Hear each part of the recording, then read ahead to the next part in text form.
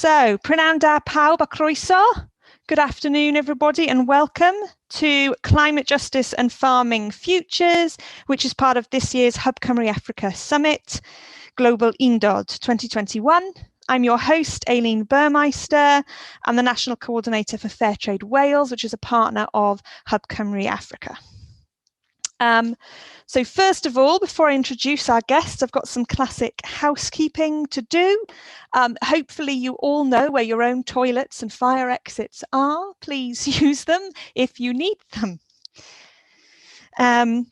We also have this housekeeping slide for you to have a look at. This is a Zoom webinar format, which means only our speakers can share their microphones and videos. Everyone else is muted. There are several different ways that you are able to interact with us. The first is through the chat box function. If you go down to the Zoom toolbar, if you move your mouse down to the bottom of your screen, the Zoom toolbar should appear and you can click the chat button and contribute to the discussion or make a comment.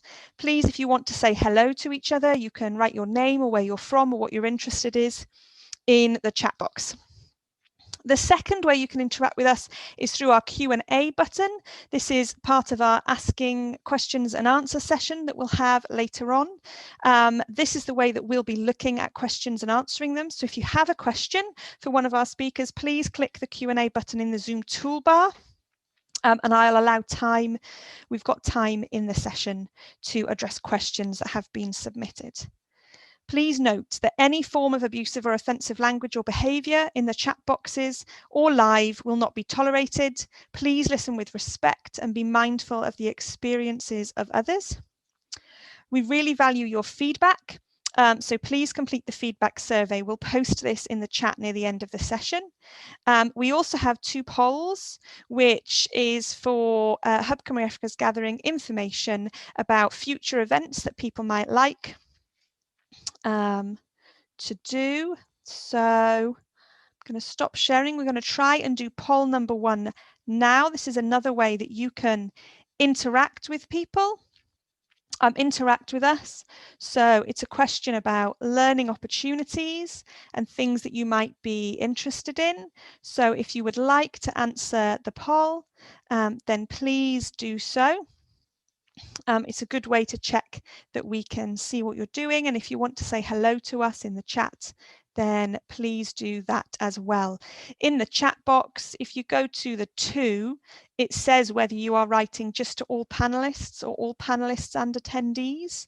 So please note that who you're writing to and chatting to when you're saying hello there. Finally, please remember to join the conversation on social media by using the hashtag #GlobalUndod 2021 and take advantage of our Summit Slack workspace to network and discuss the sessions with other Summit attendees by clicking the Slack link, which we will put in the chat box now. If you'd like to join Slack, that is available all week for people to chat and discuss with each other. Find the chat box. Right, there we go. So I've put the Slack link into the chat box. Thank you for everyone who has been filling in the poll. That's really useful information for us. We'll have another 10 seconds of the poll and then I will close the poll down and we will get on with our event as far as we can. Right, ending the polling now. Thank you to everybody for doing that. So what I would like to do is welcome our speakers today. So first of all, I'm going to introduce Erinch Sahan. He's the Chief Executive of the World Fair Trade Organization. We are also meant to be being joined by Santiago Peralta, founder of Pacari chocolates. I spoke to him yesterday and at the moment he said he may be a bit late. So I am just messaging him to find out. Hopefully he'll be with us later in the session and to hear all about climate justice and farming futures. So we're going to hear from both speakers, and then we'll have a question and answer session, and then we'll have a kind of roundup at the end about what that is. So we are Fairtrade Wales. We support Fairtrade groups within Wales who are raising awareness of what Fairtrade is.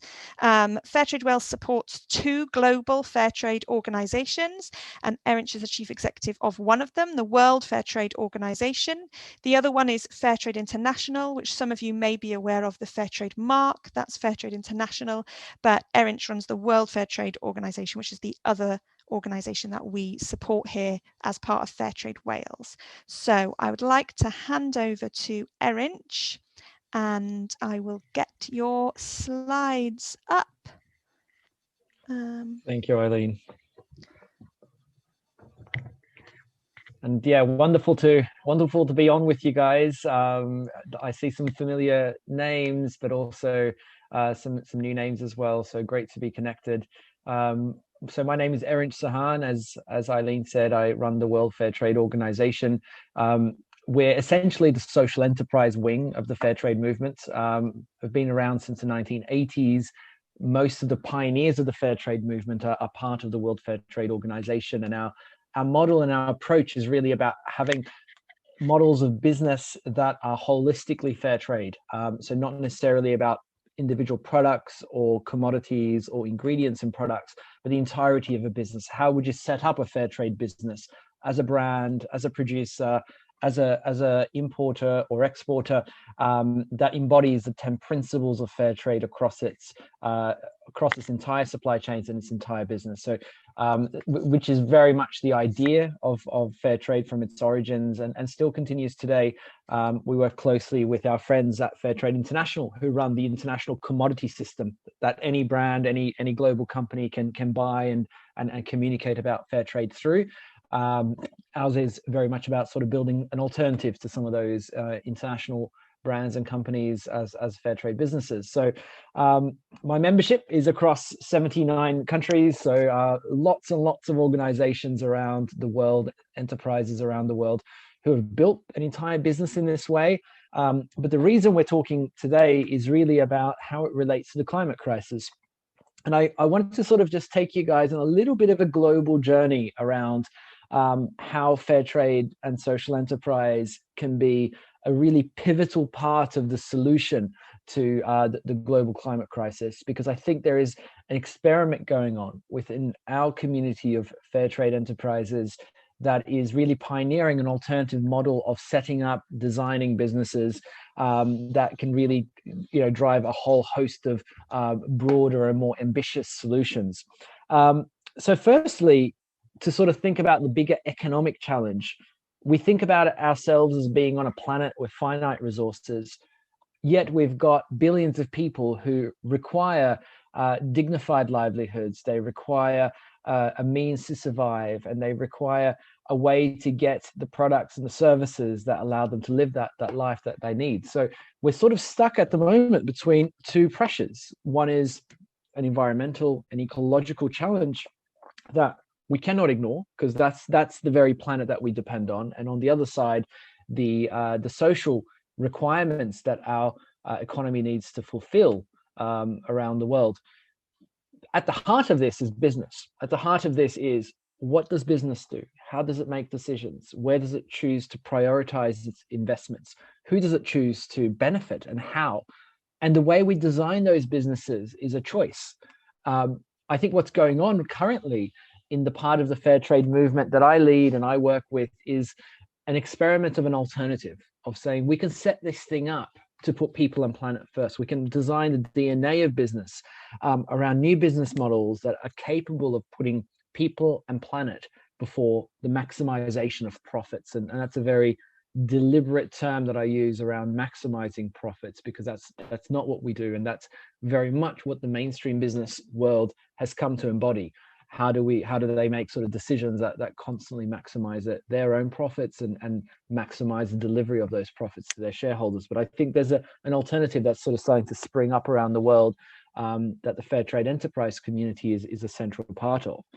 So this talk is very much about the businesses and the enterprises themselves, and not necessarily their products alone, but who are they? What is the DNA of those enterprises?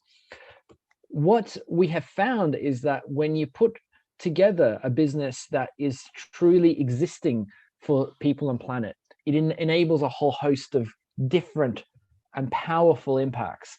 A part of this is ecological. A part of this is about the impact on the planet and the kind of behaviors, investments, practices that businesses can embody if they're liberated to do so by having a mission-led orientation. One of the ways that we verify whether a business does what I've described, these are pretty big platitudes I'm throwing out there around, why business exists, what's in their DNA, they're putting people and planet first. I mean, these are slogans that you're now seeing and reading in a whole host of companies that are talking about some of the good things they do in some places. The way we verify businesses is, firstly, all of the businesses in the community of WFTO have to be reinvesting the majority of their profits in their social mission, and they have to be embracing the 10 principles of fair trade. Secondly, they need to have this mission in their articles of incorporation or their legal documents to make sure that truly is a priority. And then thirdly, we both peer review and we audit those businesses to make sure that is truly the case, not just in the business itself, but also among its suppliers. So it's quite a robust sort of system, and we're owned and managed and coordinated by those businesses that I think we can proudly proclaim to be truly putting people and planet first. But the most interesting thing of this is that when you put together a business with that sort of mindset, what it enables is that it takes social enterprises into places that otherwise get left behind. Majority of the World Fair Trade Organization members, those verified fair trade enterprises, are working in marginalized communities. They're working in slums. They're working in refugee camps. They're working, beyond war zones, where if you were setting up a business with the mindset of how do I make greatest returns, you wouldn't bother.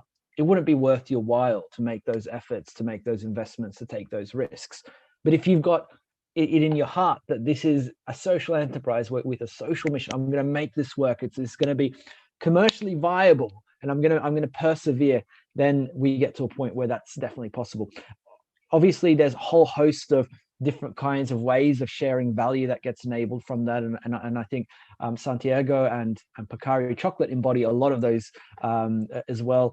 Women's leadership becomes a much higher prominence. The majority of fair trade enterprises are led by women, and we also, what we found is that they become much more resilient than regular businesses. In fact, we published a research report early last year, that you can find at wfto.com/join the business revolution.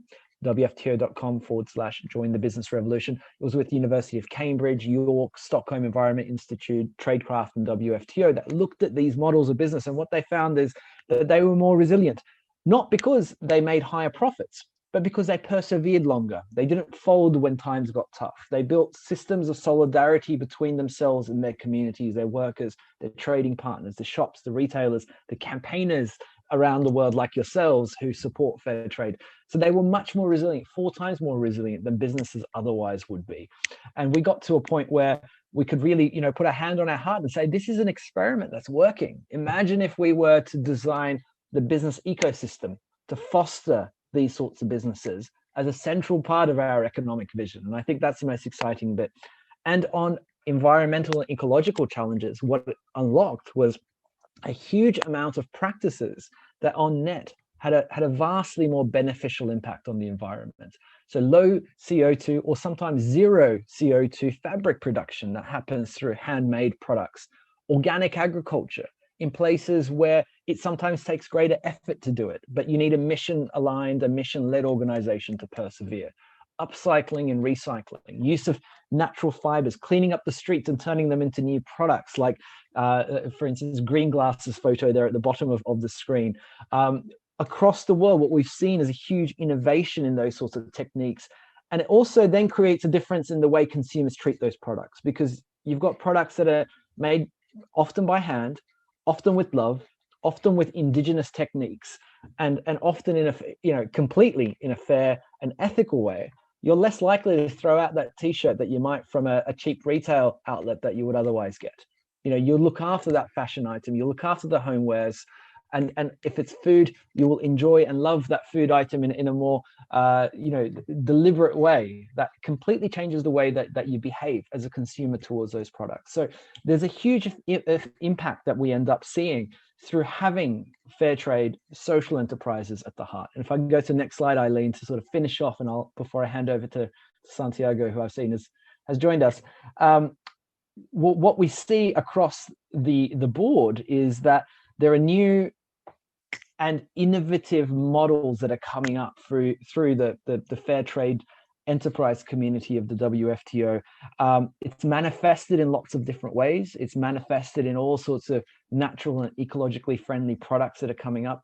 It's in chocolate, I think, and we're going to hear from Santiago and Pacari. It's manifested in a model of business that is a direct alternative to trying to become a commodity supplier to mainstream brands, but saying, can we have a brand that's actually the social enterprise, that's actually the mission-led organization? Can fair trade itself have businesses that are capturing that value, where we're not trying to chase after the global corporate multinational brands and say, can we please be a fair partner in your supply chain? We can do that too. But I think there is something incredibly exciting that's going on here, particularly in chocolate, but in some other products as well, where you've got bean to bar kind of approaches to chocolate making and manufacturing and processing that is allowing both environmental and ecological benefits, as well as a vastly different form of value distribution and livelihoods creation.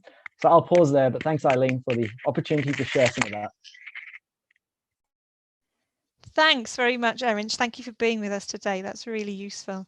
And Santiago, hello, welcome. Croissant. Hello, a pleasure. How can I share my, let me see how I can share this. Just a second. I'm allowed to do it. I hope so. Yeah, it is. Yeah, I'm here. Okay, guys. Okay, well, for us is thank you very much for having us here. I think you know a little bit about Pacari. We started this company years ago with my wife, basically 19 years ago. And the big thing here is I will send you I will show you a tiny video of what we do day by day, so you know roughly about our company, our mission, etc. I'm sorry, this is not the one I'm looking for. Ooh, I'm here. Sorry, guys. Anyway, so for us, we didn't understand a little bit the mission. We wanted to do something positive and something that we have no regrets later on when we become old people. Basically, that was the mission. And I think we are kind of achieving this. Anyway, so let me put a tiny video to explain you roughly what we do. Basically, well, here's Ecuador. You see, we are in the middle of the equator. This is the highest point on Earth towards the sun. So it's really interesting place. One of the 4 mega biodiverse countries on Earth. We share the Amazon with other countries where cacao beans are coming from, where corn is born, where the black beans are coming, and chilies, etc. And here you see Bolivar, which is an indigenous Quechua, getting inside the woods in order to get some cacao that grows also with other wood trees and fruit trees, ants stealing some cacao flowers. So this cacao is basically part of the jungle, and we are saving maybe 2% of the world genetic bank of cacao. The idea is that how we can have that breeding every day, the cacao is taken out by hand, by friends of us. Basically, it's a big Pacari family, all the farmers. All this fresh cacao is taken to our one of gathering centers. We start basically with 12 people at the moment. Right now, it's just in this gathering center is 400 families. So we work with 6 of them, 6 different crops at the moment. Cacao is fermented. And I think to understand that, to have this connection, give us a different view. I think again, that's the drawing process. Think the connection with the people and see how they do live, what they do need. It's part of the key. Later on, the cacao is going up. This is made at the tropics. Now it's going up to 3,000 meters above the sea level. Can you imagine here in Quito, where we process the whole cacao bean and we're picking cacao bean by bean. I think we are the only ones in the world doing that. Again, our only flag is quality in every possible matter. Here we are going to put the cacao inside the molds in order to make chocolate bars. We are the first one doing biodegradable packaging, as far as I know. And well, he is my wife, my boss.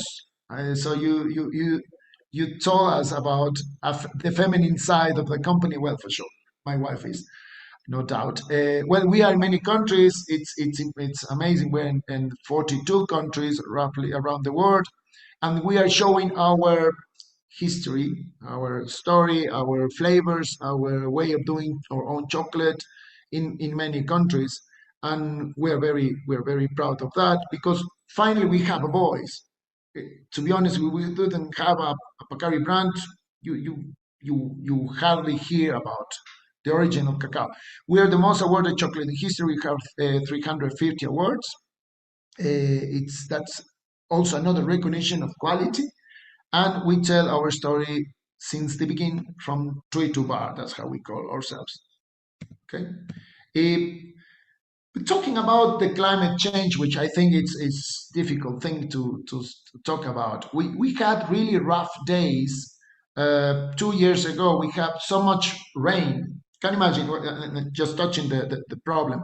Basically, right now, because the climate change is raining the double of water, we're having the double of water what we used to have before, and we need to understand also. Sorry to explain a little bit. So these flowers in the cacao trees are very sensitive towards rain and towards climate change because we have stable weather all the time. I mean, July and December basically we have the same degrees here in Quito. So it's not like the trees in your area in North where they have, hot summer and cold winter. We don't have that. So here nature is quite sensitive on that. This is a mega biodiverse country. We have, can you imagine, all these areas are deserts. There's one desert, other desert, other desert, other desert, other desert.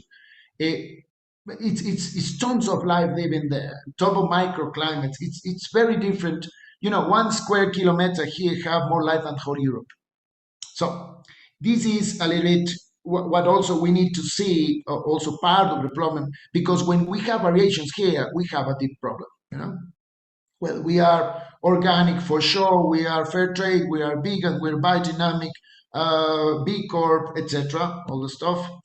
But what we want to show is by showing quality, we need to go towards quality in terms of, if you think roughly about the amount of money. I mean, why people is chopping down the rainforest? Because we need more.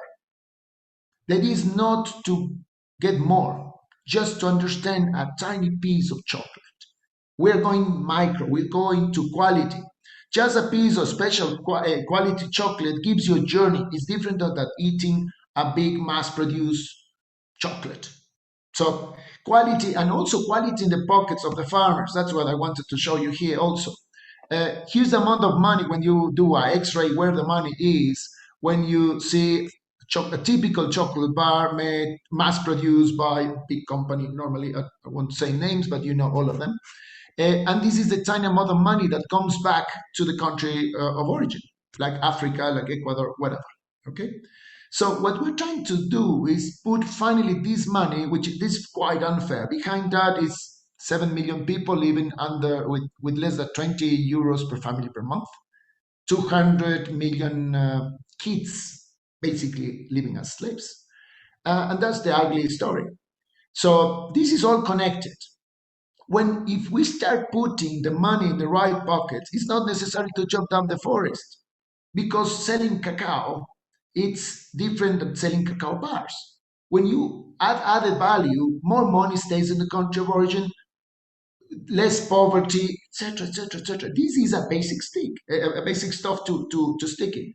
And what is for us very important, and it is a story that we have been involved since the beginning, is making added value in the country of origin. So please, this is another story that not many people is talking about. I think this is a key thing. Otherwise, same money in the same pockets. With all my respect, fair trade is living there the last, I don't know, 40 years, and not many things have changed. It's the same money in the same pockets. In the chocolate industry, in the coffee industry, in any industry. I know, I mean, I'm sorry about this, but I think it's not enough. Added value in the country of origin, I think, is a must, and I think it's quite clear. But anyway, it's one of the things.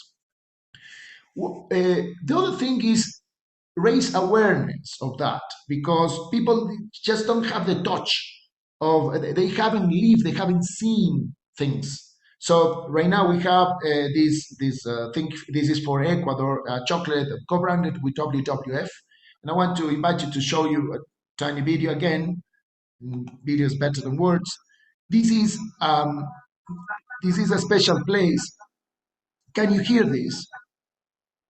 It's all right. Anyway, so the first thing you saw is a pink dolphin. This is a pink dolphin. And later on you will see a jaguar. Anyway, so this is the place I'm telling you. It is 1 square kilometer with more life than whole Europe. And a lot of people just don't know about this. We have, maybe destroy 80% of the life on Earth.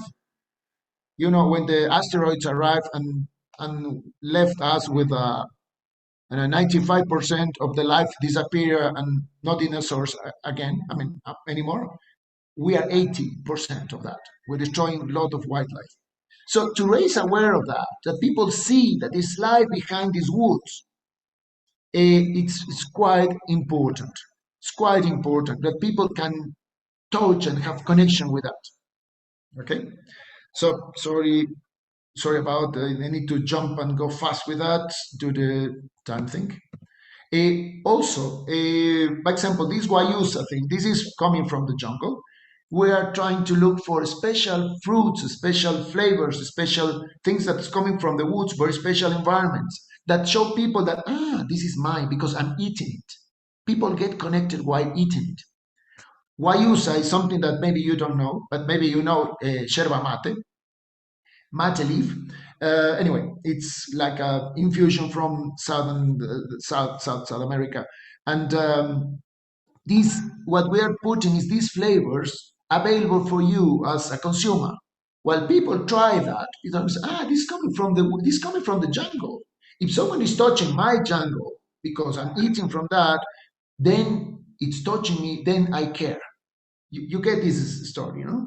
So basically, that's a little bit what we want to do as a company. Also, every time we have a lot of next week, we are going to have a Chilean TV coming again to show what is the jungle.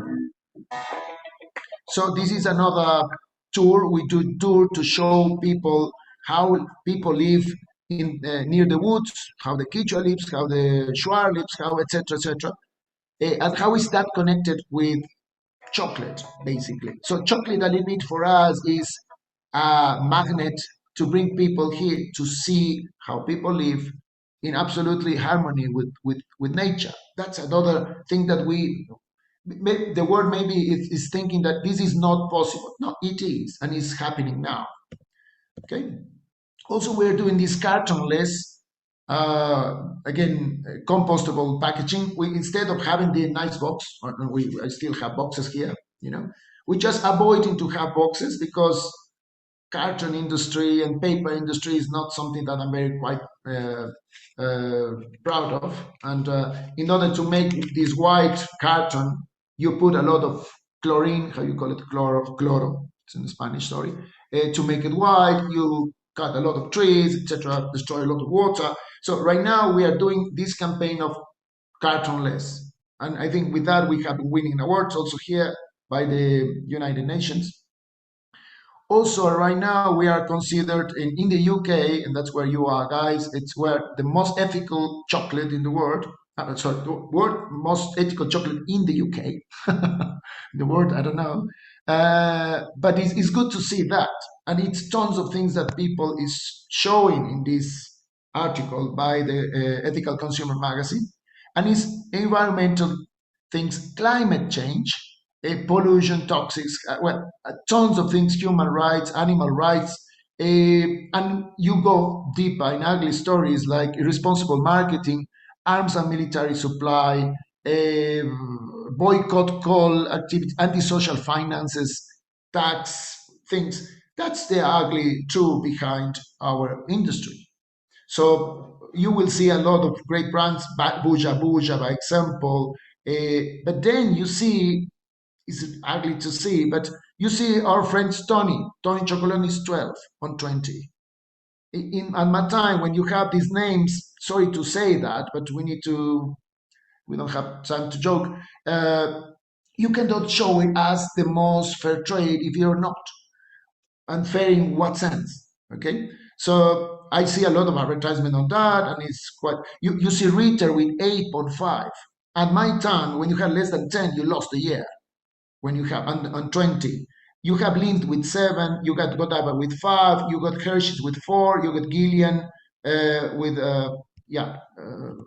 And you saw the ugly story goes worst when you go down and you see green and blacks 2 on 20, and you see Mars with 1, and if you see later on Kit Kat with 0.5 and Cadbury Mondelez with 0, guys, it's not only I mean, this is fearless thing, and it's quite ugly story, but that's our industry. So it's fantastic to see the guys from Soter doing the right thing, because I know these guys, they're doing the right thing. But it's just a tiny thing, and people, just the public doesn't know. And that's scaring that how blind we are in the time of in the area of communication. Well, this is Ethical Consumer Magazine. You can have a look on that. And well, again, it's tons of things to say on that, but climate is absolutely related with our behaviors. We need to learn lots about our impact and stuff like that. So I'm just telling you that it's a lot of effects on climate here in terms of crop. I want to finish this year that just rains the double, the whole community have no crop at all, zero. Can you imagine how you can survive with zero? Thanks God we have a mega biodiverse production. They have fruits, they have trees, they have woods, they have a lot of other things that to eat. But if they would be depending on cacao, they would be lost. Anyway, I think I'm short with time, but we can chat longer later, I think. So please, I don't know who's next. Aline. Yeah, thank you, Santiago. That's really interesting to see the videos of where you are and what's happening, and to hear about the story of Pacari, and that it's from tree to bar all the way through. And to see, I've never seen a cocoa flower before. How daft is that? That's really beautiful. So thank you, and thank you to Erinch. Welcome to come here anytime.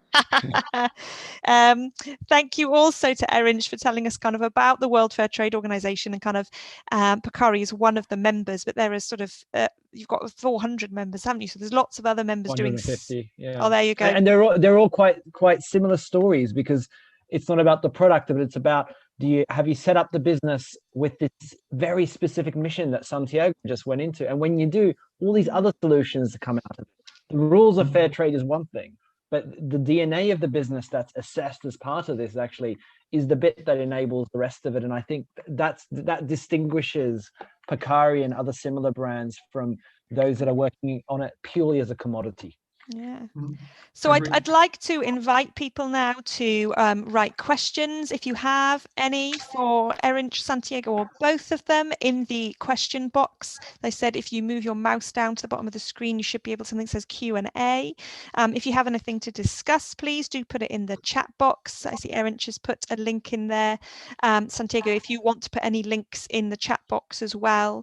You can buy Pacari chocolates in the UK. I've actually got some, you can get these little sample bars of all sorts of different flavors that are available, as well as larger bars as well. So you can try some of all these delicious flavors. And you're right, Santiago, there are many flavors I hadn't heard of before. So we've got a question for you, Santiago. So the first one is, it was lovely to hear the story of Pacari. How do the local people benefit from the chocolate company? Well, it's a lot of sides. One is basically what we do. We are paying a stable price the last 16 years, which started with triple of the price of what the farmer used to get, and right now is roughly the double of the stock exchange. Just to give you a number. So, and sorry to tell you, but if you see fair trade normal, it's putting just 5% more from the. I mean, this is a big thing with the stock exchange. The price is going up and down. You don't know what you are going to get as your income this year or this month, because it's varying. Can you imagine that? This is like you cannot have problems with your heart if you're going to work in this business. But it's a farmer that doesn't have nothing connection with that. So just putting 5% above to be fair trade is not fair enough from my point of view. So, and then stable price. Stable, you never, I mean, if you give me a quintal of cacao or a ton of cacao, you're going to get this money always. This is the first obvious thing. The other side effect is that right now, I'm very proud of that, just for you to know. 70% of the Ecuadorian dark chocolate is organic fair trade. 70% of the American. And guys, I dare you to see, I know the UK is important in fair trade, but can you imagine that a country is absolutely connected because the Ecuadorians right now are buying their own food from their own productions with their own flavors. This is a absolutely circular economy because we are responsible of the 600,000 people that lives in the fields producing cacao in Ecuador. And this connection is the heat from my point of view, because people start to become and feel responsible. And with the chocolates, you just, Aline, you were showing, we're doing a lot of chocolate tastings, raising aware of that. And well, after having chocolate tasting with Pacari, you really think differently. And this is a matter of education. So it's already 10 years doing this work, and we have been in media. We just won awards. We have been in absolutely a lot of media. It's fun to see, and that's whatever. It's another story. But people is quite proud of themselves and knowing more about themselves, because we are all the time. We don't have time to even read. So this is a lot of part of the side effects. You are getting better quality. The people is paying more for quality cacao, and they know why. This is absolutely it's a new mentality in such a small country. Thank you. Yeah, that's really interesting to hear about. Particularly the circular economy is something that Wales is really looking into. They've just published a report on the circular economy within Wales and how to have more. A lot of our food is exported and a lot of our food is imported. And actually, how can we have a better balance so that we're able to provide the food that Wales needs for Wales as well, which is a really interesting conversation that's happening. Please do keep asking your questions in the question box. We have one which is I think you've slightly already answered, to be fair. So someone's asking about the fair trade price and premium. So that's the one that Fair Trade International do in relation to cocoa. And kind of, if we know that it's not enough to keep people out of poverty, is that right? It talks about that in 1972, the cacao price was $15,000, $1,200 per ton. Is that true? So yeah, yeah. I mean, again, we need to change the structures. Sometimes here is, and I have tons of these conversations and discussions on this. It's for me again. If we starting doing added value, is quite important. Even though it's not possible, we are just doing, I don't know, maybe 2%, less than 2% of what Ecuador produces. The rest is exported. Ecuador export $800 million in cacao. So it's a great income. But if just putting just to throw an idea, if we do added value with that, it would be maybe $5 billion a year instead of 800. That's a huge change, and this is the difference between poor and rich nations. Basically, the rich nations are just putting added value, and it's not just, for sure, it's more difficult than that. But I think this is key. The other thing in the added value, I mean, as far as I know that the world exports, I think, $10 billion in cacao, but the chocolate industry is 100 billion. It's 10 to 1. It's easy like that, just to think roughly. And if you just put 5%, it's again not enough. And also, this 5% sometimes is quite controlled. You cannot, I mean, you need to use it like that. You need to, it's like you have your father telling you what to do. And I think we should have a behavior more like a growing up kid. I mean, it's you treat that like a kid. It's tons to do in that matters. I don't understand fair if it's not organic. I just don't understand fair if it's not organic. That's my point of view.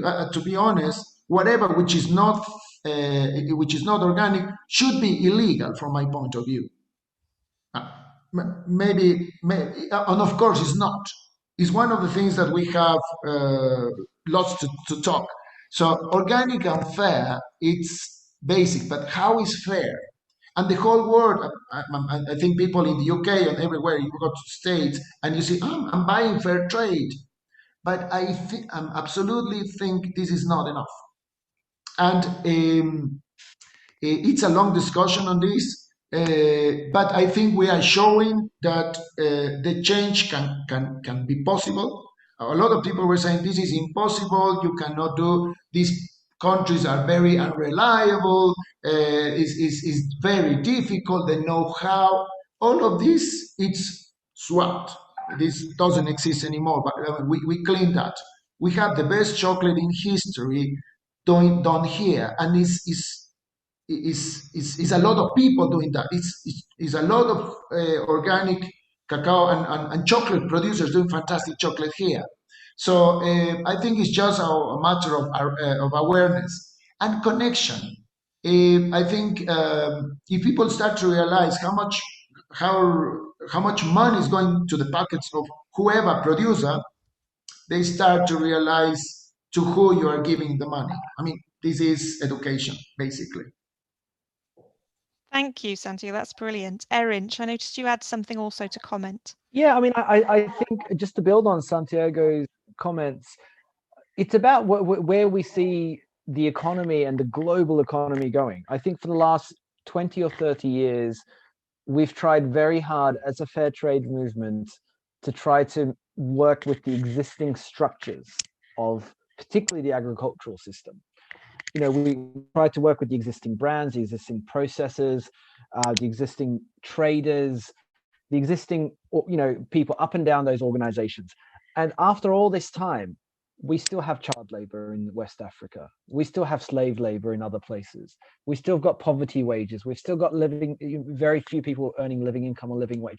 I mean, it's a commendable, and it's a right battle. We needed to push on this. But I think now is a moment to stop and pause and think, do we need to build an alternative here? Do we need to keep, maybe we still support those who are making efforts to make the existing system less bad, but building the alternative will mean that maybe the solution isn't working with Barry Callebaut in Switzerland, or maybe the solution is not working with Mondelez, and it's saying, you know what, we need the processing, and we need the trading, and we need the value addition and the brand to be in country. And that's a very bold step, and that's a scary conclusion to draw, because then you're going up against some powerful forces, and Santiago, you're underlining very courageously some very difficult points. Actually, this is not an easy thing to say.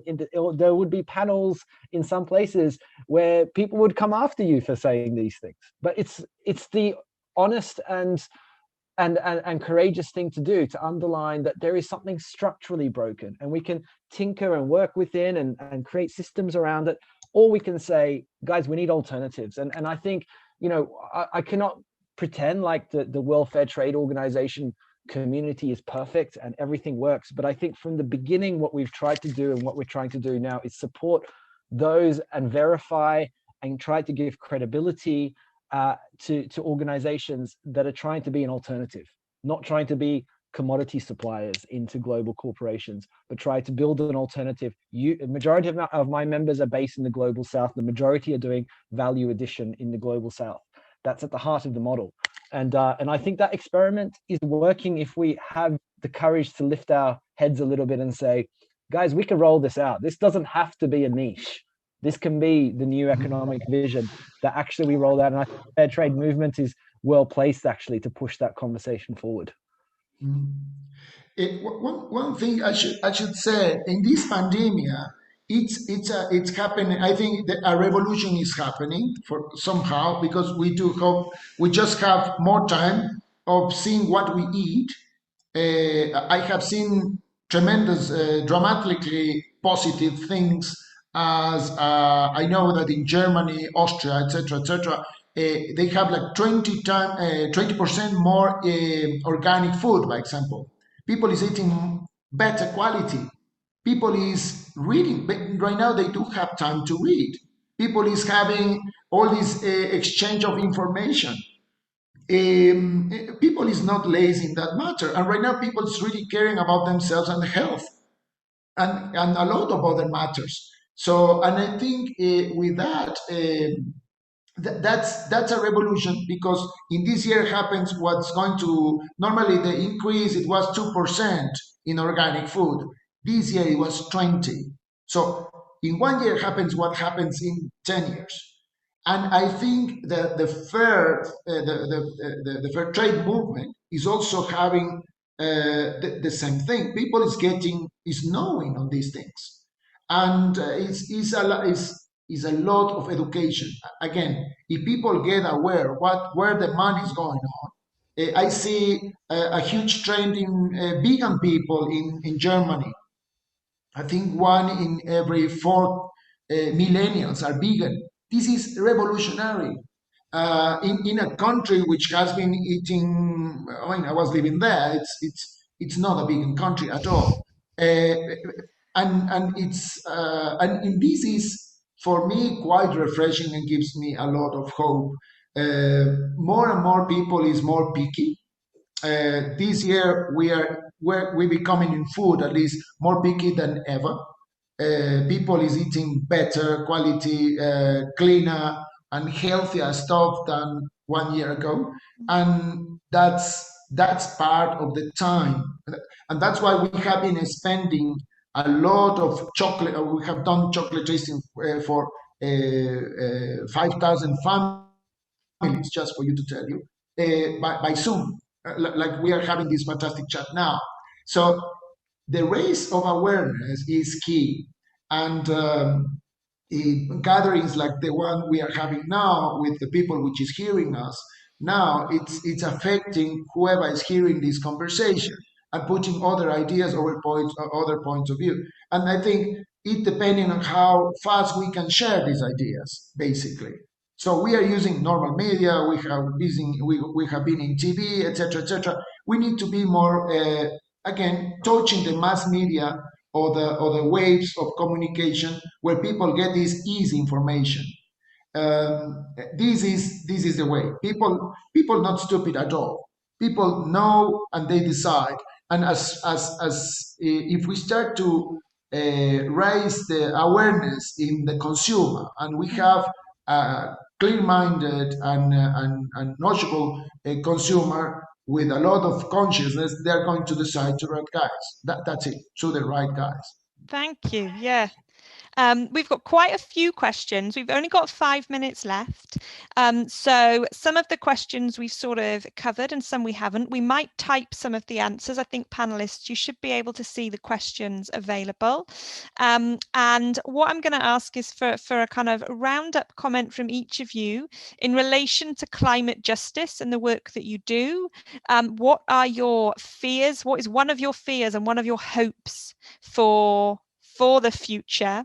And then we will do a little roundup. I've got some thank yous for everyone, and we've got another evaluation poll. I'm sorry if we didn't get around to your question.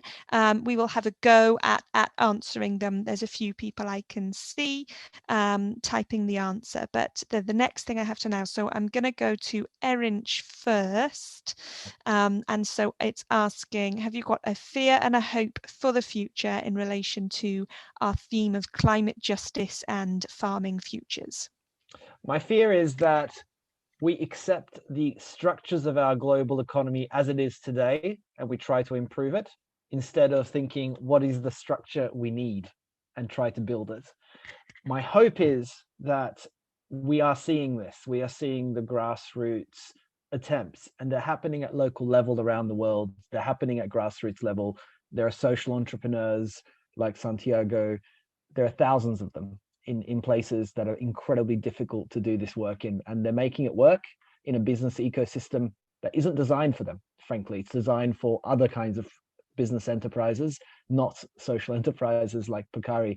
So my hope is that they're making it work currently, and there's energy and drive to build something that is the true alternative. My fear is that we revert back to trying to make a broken system less bad. Thank you very much. It's very powerful. And Santiago, your hope and fear for the future in relation to climate justice and farming futures? Guys, okay. I need to put away my fears. I'm fear of everything. Well, it's a lot of things that I'm afraid. One is a lot of people is just leaving the countryside because we don't pay properly. Part of the thing is for us is put the money in the right pockets, and these guys are going to feed us and our kids in the future. So this is my work. This is what I'm working every day. And I think we are winning some space, even though huge companies are not doing that. They don't care. Money for tomorrow. Anyway, this is structure. We need to put an alternative. And people when they see a good alternative, they will stick. So there's a lot of hope in that. The other thing that we have been working a little bit is, even this how people study. The MBA I'm doing right now, something like a kind of MBA in Columbia University in New York, and they have zero on environmental, zero. Those are the brains now. The clever people is going there, and it's sad they have a big hole in other matters. And I had some discussions with a few of the teachers, and they know it's a failure, that money is not everything in life. And this is a wrong story to tell. This is not true. This is not going to take you to happy. Happy and money not exactly is connected, but the story is how they sell it. So right now we're putting our case of study in Harvard Business School, in a few universities in the US, in all Ecuadorian, everybody in Ecuador who's going to make an MBA is going to study our case. And that gives you another thing. So one of another point of view. So for me, education is the biggest hope. And education in universities, in the school, in such things like the gathering today, and that's quite powerful. I think we are like, just like an animal in a roller coaster, and nothing, and we're not going out from the loop. When you have other points of view, you have the chance of going out from the same circle. Thank you. That's brilliant. Well, I want to thank both Erinch and Santiago for coming today and giving their time and figuring out time zones and all of these sorts of things. We had a really good time hearing you and everything, and I hope that people enjoyed it who are watching. I am from Fairtrade Wales. You can find us in all the usual places. Fairtrade Wales, Cymru Masnach Deg. And before we say goodbye, I'd like to remind our attendees we'd really value your feedback about today's event as part of the Global Summit, Solidarity Summit. So we will be doing another poll. If you're able to stay and do that, that would be really useful. It helps us improve and remain responsive to the needs of the Wales Africa community. There will be a SurveyMonkey link that will be put in the chat box, and we will do another poll. There are still a few questions which some of us may type answers to now, or we will try and get back to you. We hope you've had a good time, and yeah, have a lovely rest of the day. It's sunny where I am right now, so I hope you've also got good weather. So the feedback forms have just gone into the chat, and I will just launch the poll, not poll number 1, poll number 2. There we go, for the end of the session. And yeah, we hope that it's been an interesting discussion, and that people will attend future events. Santiago, you said you're doing more chocolate tastings. Yes, I mean again, that's a way of being connecting with people. Again, chocolate is something basic, and people just get the best. I mean, every Saturday in the UK we have. If you go to Pacari at Pacari UK in Instagram, you will see they have a special schedule for chocolate tastings. I do every Saturday, and to be honest, we have privates going on every week, every day in the week. So it's the way to share the story, to share the taste, to enjoy, to learn while we are sitting, in these, locked in our houses. So I think it's a great time to learn, taking advantage of the situation, because normally people never have 2 hours to be with your family, to be with yourself, and now they do. So I think it's worth it to take advantage of the situation. Thank you very much. You are more than invited. If you guys, if you want to do one, my pleasure. I mean, we can do anywhere in the world. So you are more than invited. We can address that with Juan Andres, our distributor in the UK, and we can make a big one with 100 families. We do, our chocolate tasting is per family, not per person. Don't be greedy with your family, and we can do that anytime. Is up to you. It's up to you. Fabulous. Right. Cheers, well, I'm going to end the polling. Thank you for everyone who's taken part. And we will say goodbye. We hope there's more things for the Global Solidarity Summit happening.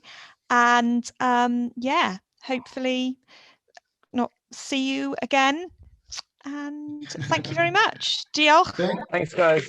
Thank you, Aline. Thanks for everything. Good luck. Hwyl Cheers. fawr. Regards from the tropics. Bye-bye.